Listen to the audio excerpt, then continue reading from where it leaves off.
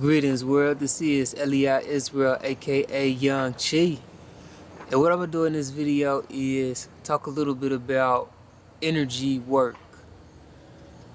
Now, somebody may ask a question, doesn't everything that we do require energy? So isn't all work energy work? And the answer to that is yes. All work is energy work. The question that you really want to be focusing on is, how do you do what you do, or what kind of energy work do you do? And that gets into kind of like the foundation principles of magic when you start to get into what it is that you're trying to manifest. And the first rule in magic is intention. You know, what is it that you're trying to do, or why are you doing what you are doing? Why are you doing it? And so you want to look at, what the intention of what it is that you're doing and every move. Now, in my earlier videos, Ascension 101 and 102, I talked about raising our biofrequencies. And in doing that, we start to become more aware of the spiritual world. We start to become more sensitive to the environment all around us, and becoming more aware of the interconnectivity that exists in the environment. Now that gets a little bit into quantum mechanics or quantum physics, where we talk about the unified string theory or the unified field theory, where the majority of the universe is nothing, or so-called. We are unaware of it. I'll put it like that. And the conscious universe, or the universe that we are consciously aware of, is only comprised of 0.1% of everything that we're aware of. So to kind of to put it in real simple terms, everything is made up of atoms. But the material, the particle of an atom, is only 0.1%. 99.9% of it is what scientists would call nothing. But once you start to get into spiritual traditions and practices, you start to become more aware of what science calls nothing. And I want to make sure I don't go too far off on a tangent, but it's levels to it, basically, is what I'm saying. It's levels to that so-called nothing. And that's where you start to get into what the Asians may call the Tao or the Tao, or that's in Buddhism. And in Hinduism, you hear about them talk about the Brahma, or the Brahma. And basically, in English, it kind of translates into emptiness. And that's where we start to become more aware of the oneness that exists all around us. Now, getting back, to, or tying this into energy work,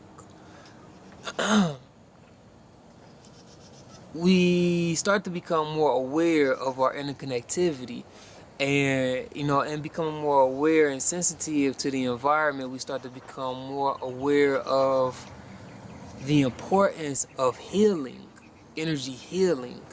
And I think you really get into it, the awareness of it, once you start getting into intimate relationships, or relationships, where you're close to someone for long periods of time. And you start to become more aware of how energy transactions or energy interactions happen.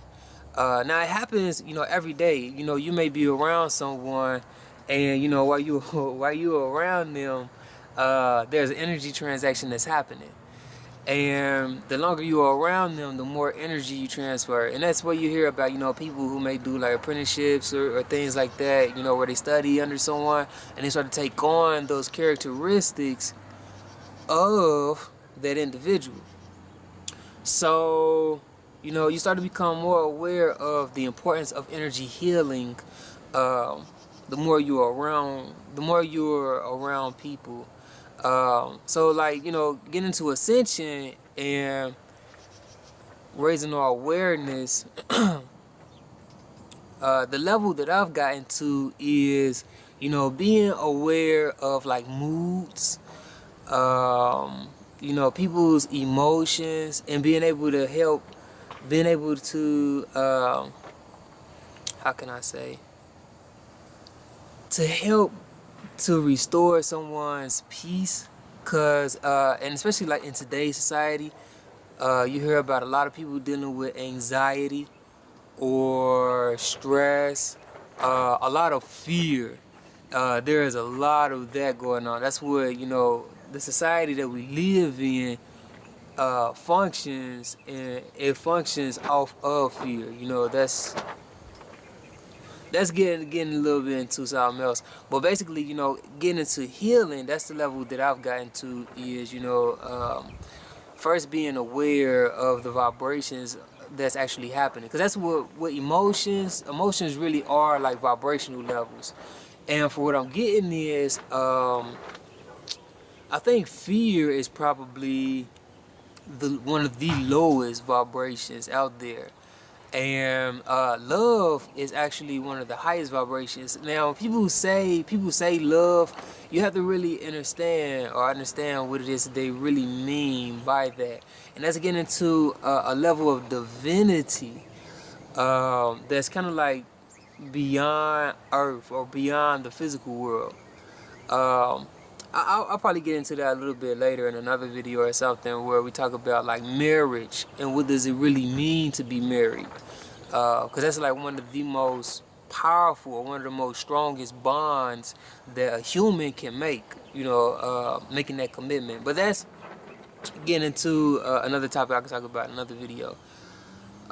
We getting back into energy healing. So in order to be able to heal, okay, the first thing that I want to say is, in our physical world that we exist in, in order to manifest something physical, it requires a massive amount of energy. I can't remember the exact number of how much energy has to go into a particle in order to manifest it into the physical world, but it's a massive amount, okay, like in the billions.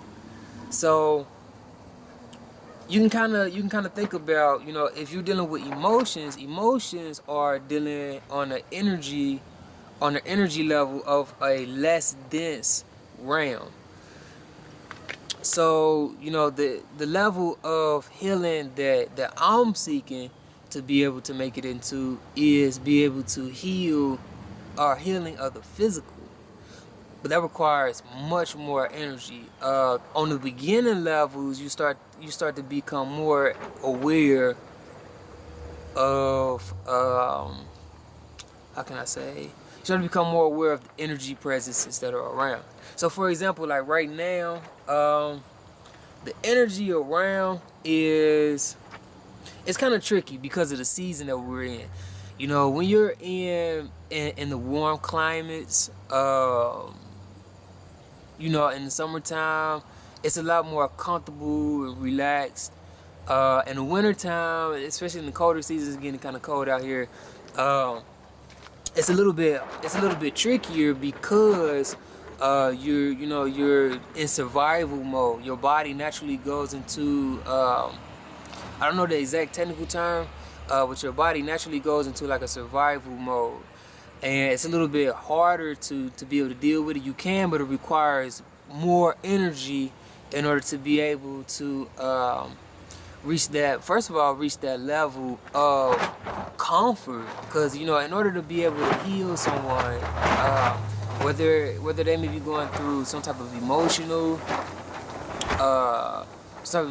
ailment or some type of physical ailment, the first thing that you have to do is be able to prepare their consciousness. And And you know, in the society that we deal in now, you know, a lot of people are faced with stress, a lot of stress, anxiety, and fear because of the society that we're in. So you know, and that's what kind of leads into a lot of ailments. When we get into like cellular communication, a disease, for example, diseased tissue is like cancerous tissue is a result of cancerous cells. But once a cell becomes cancerous, it stops communicating with healthy cells, and it only communicates with the unhealthy cells.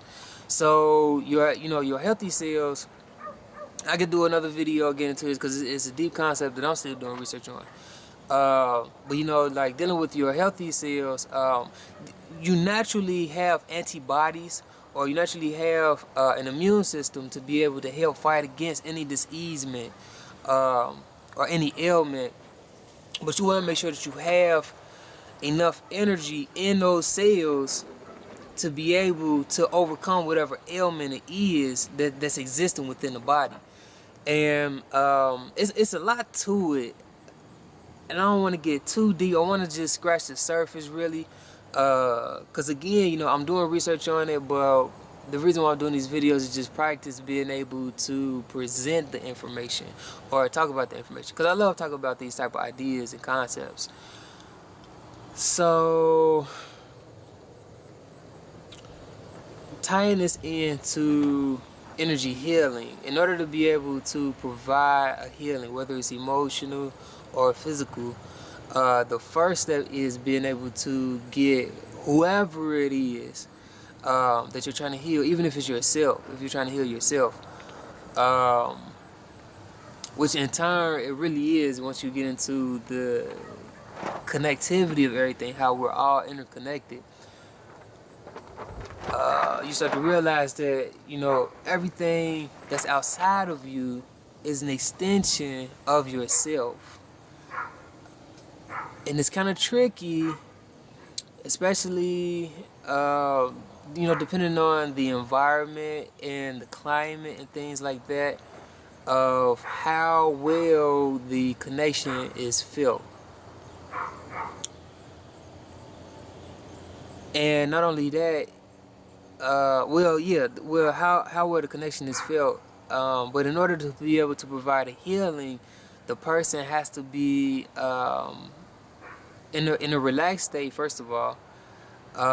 And in the relaxation, you start to recognize that it opens the medium for communication, for a better communication.